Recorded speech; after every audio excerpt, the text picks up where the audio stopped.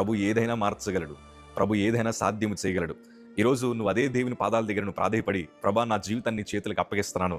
నా బ్రతుకును నువ్వు మార్చు ప్రభా అంటే, అందరి కళ్ళ ముందర నిన్ను హెచ్చించడానికి నా ప్రభు సిద్ధంగా ఉన్నారు. ఈరోజు మన జీవితంలో ఏమీ లేనంటి వారిగా పెంట కుప్పల మీద ఉన్నట్లు మన బ్రతుకున్నదేమో, కానీ కంగారు పడాల్సిన అవసరం లేదు.